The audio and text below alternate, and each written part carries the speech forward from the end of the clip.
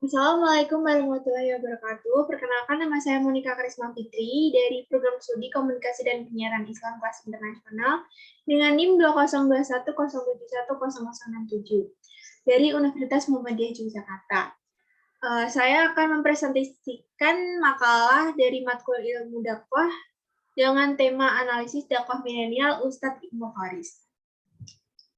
Lalu berlanjut ke materi, yaitu ada abstrak.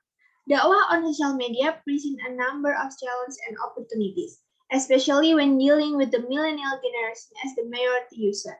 Technological advances have resulted in several innovations in dakwah activities.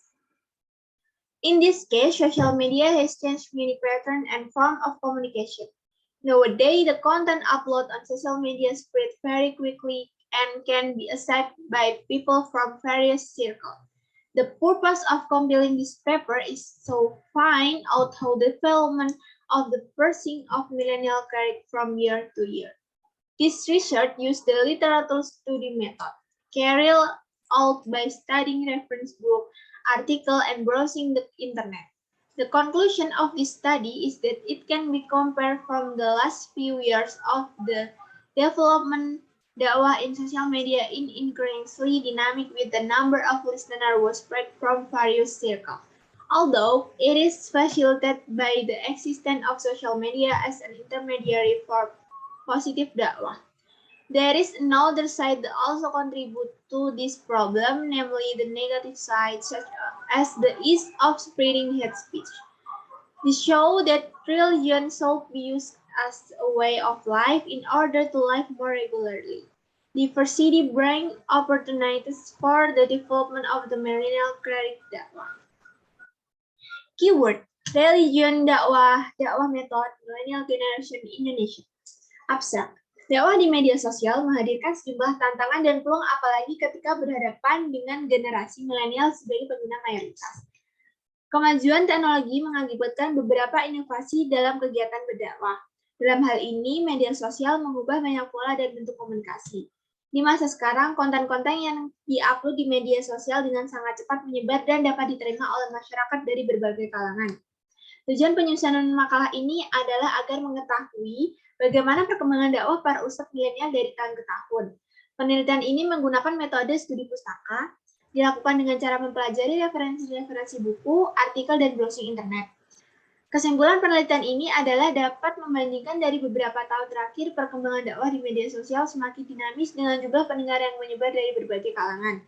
Meski dipermudah atas adanya media sosial sebagai perantara dakwah yang positif, ada sisi lain yang juga ikut andil dalam masalah ini, yaitu sisi negatifnya seperti mudah menyebar ujaran kebencian. Hal ini menunjukkan bahwa agama harus dijadikan pedoman hidup agar lebih teratur hidupnya. Keberagaman mendatangkan peluang bagi perkembangan dakwah ustadz milenial. Kata kunci: agama, dakwah, metode dakwah generasi milenial dan Indonesia.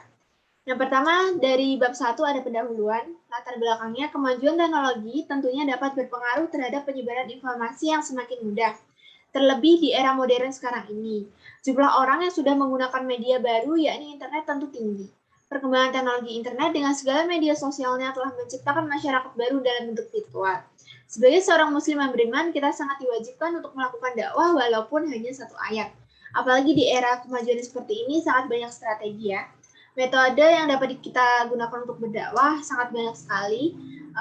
Ada bermacam-macam, tinggal kitanya ya. Setiap media sosial yang hadir dengan berbagai kemudahan dapat mempercepat penyebaran aktivitas dan materi dakwah. Dengan berdakwah berarti kita ikut menyebarluaskan nilai-nilai toleran dan moderat yang dibawa oleh Nabi untuk disebarluaskan kepada umatnya. Cara berdakwah di era sekarang harus beriringan dengan teknologi. Itulah hal yang melatar belakangi munculnya dakwah milenial yang disampaikan oleh Ustadz Ibnu Kharis. Meski dipermudah atas adanya media sosial sebagai perantara dakwah yang positif, ada sisi lain yang ikut andil dalam masalah ini, yaitu sisi negatifnya seperti mudahnya menyebar ujaran kebencian. Hal ini menunjukkan bahwa agama harus dijadikan pedoman hidup agar hidup lebih teratur. Keberagaman mendatangkan peluang bagi perkembangan dakwah milenial. Sifat kejahatan masyarakat dunia maya yang tanpa batas dan tidak terkendali sulit diselidiki, dan sudah menjadi ruang ideal bagi permasalahan-permasalahan sosial untuk berkembang. Selanjutnya ada rumusan masalah. Berdasarkan latar belakang tersebut, perumusan masalah dalam makalah ini yakni yang pertama, apa saja perubahan perilaku yang terjadi pada jamaahnya, bagaimana perkembangan jumlah like, subscribe, dan kolom komentarnya. Dan yang ketiga ada tujuan. Dengan mengacu pada perumusan masalah di atas, tujuan yang dapat diperoleh ialah mengetahui perubahan perilaku yang terjadi pada jamaah dan juga melihat bagaimana update jumlah like, subscribe, dan kolom komentarnya dari tahun ke tahun. Yang kedua, bab 2 ada kajian pustaka. Ada dakwah. Dakwah dapat diartikan sebagai upaya seseorang atau lembaga yang mengajak untuk memahami, mempercayai, mengamalkan ajaran Islam, juga mengajak kepada kebaikan dan mencegah kemungkaran. Mengamalkan ajaran Islam juga mengajak kepada kebaikan dan mencegah kemungkaran. Dakwah mempunyai tujuan pokok yaitu tercapainya sebuah kebahagiaan baik di dunia maupun di akhirat. Dakwah harus dilakukan dengan kedamaian, keadilan, dan ketenangan. Pada akhirnya, Islam akan ada dan akan terlahir dalam kenyataan di Indonesia yang multikultur ini. Sejarah mencatat bahwa masuknya Islam di Nusantara dilakukan secara damai dan persuasif oleh para dai. Bahkan karena kekuatan militer atau dukungan pemerintah, pendekatan dakwah harus tertumbuh pada pandangan human oriented dengan menempatkan pandangan yang mulia atas diri manusia sebagai mitra dakwah. Yang kedua ada generasi milenial. Milenial adalah kelompok demografi setelah generasi X.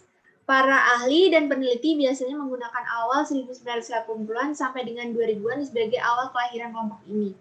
Tumbuh di dunia yang sangat maju, generasi milenial sering dinilai sebagai generasi yang malas karena sering bermain ponsel.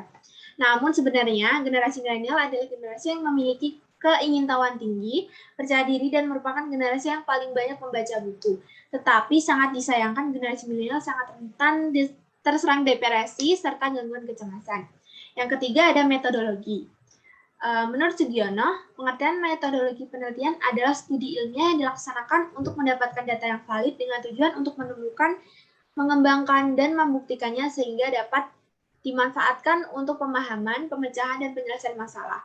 Penelitian ini menggunakan metode studi pustaka, dilakukan dengan cara mempelajari referensi-referensi buku, artikel, dan browsing internet, serta literatur review yang berhubungan dengan analisis sistem. Pengumpulan data dengan memanfaatkan daftar pustaka ini adalah agar dapat lebih mendukung objek suatu penelitian dengan melakukan perbandingan teori-teori yang sudah ada dengan praktek yang ada di lokasi sumber data. Selanjutnya, dilakukan pengumpulan berbagai literatur seperti buku atau jurnal untuk dilakukan analisis dan ditarik kesimpulannya. Yang keempat, ada pembahasan, yaitu perkembangan dakwah di Indonesia sehingga saat ini telah diwarnai oleh berbagai macam kondisi sosial dan budaya. Terjadinya percampuran budaya atau akulturasi budaya dan transkulturasi atau tarik-menarik antar budaya tak bisa dihindarkan apalagi dengan hadirnya kemajuan teknologi dan informasi. Dalam perkembangannya, muncul sebuah inovasi dakwah milenial yang dibawakan oleh Ustadz Ibnu Khoris atau Ahong yang perantaranya adalah YouTube. Karena media yang dijadikan perantara sangat mudah dijangkau oleh berbagai kalangan, maka penyebarannya pun cepat. Berbagai informasi yang beliau sampaikan pun beragam, macam-macam pembahasan dapat diterima dan mudah dimengerti. Tema-tema yang disajikan di tiap videonya sangat menarik minat para pendengar. Membahas tentang agama Islam dan juga keragaman hidup dengan latar belakang agama, beberapa video yang beliau upload akan dijabarkan sebagai berikut. Ada kan video ceramah dari YouTube. Beberapa video yang telah diunggah di YouTube diantaranya adalah sebagai berikut. Yang pertama ada Ustadz Akhir Zaman Ngawur. Dengan judul yang dia bawakan, pendakwah provokatif ditangkap polisi apa iya itu tanda akhir zaman.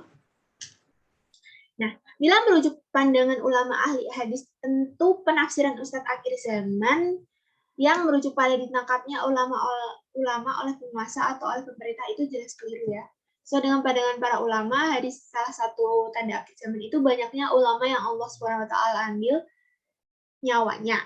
Di video kali ini membahas salah seorang ustadz akhir zaman di YouTube yang katanya di antara tanda akhir zaman itu ulama ditangkap oleh penguasa.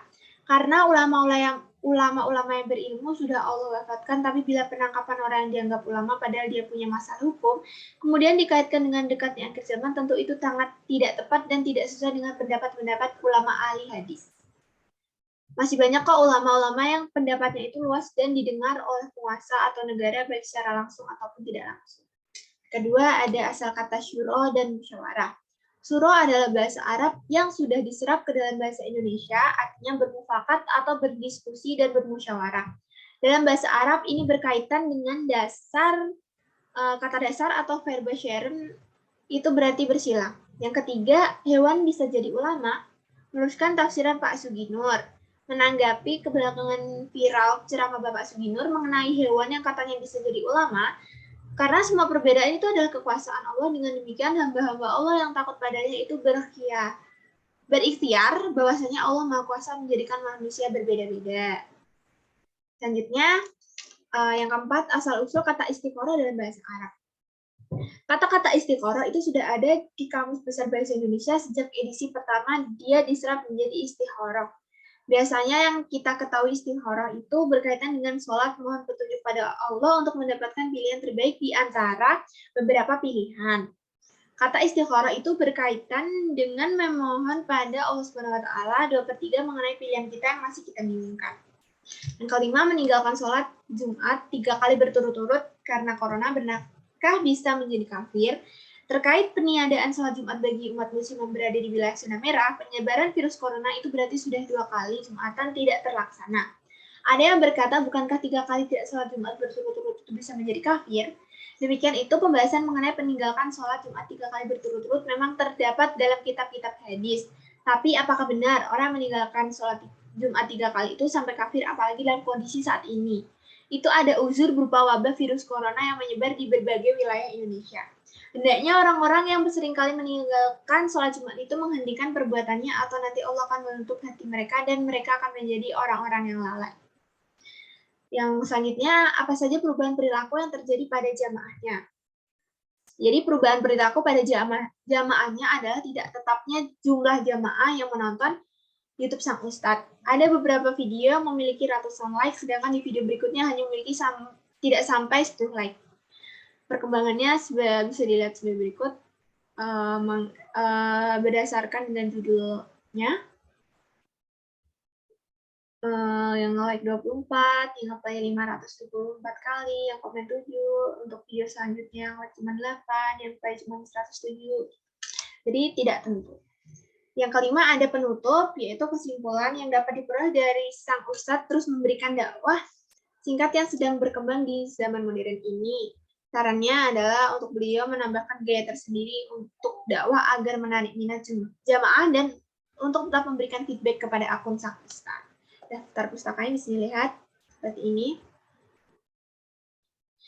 Sekian presentasi dari saya. Kurang lebihnya saya mohon maaf. Kalau ada salah kata saya juga mohon maaf. Terima kasih telah mendengarkan. Wassalamualaikum warahmatullahi wabarakatuh. Dadah.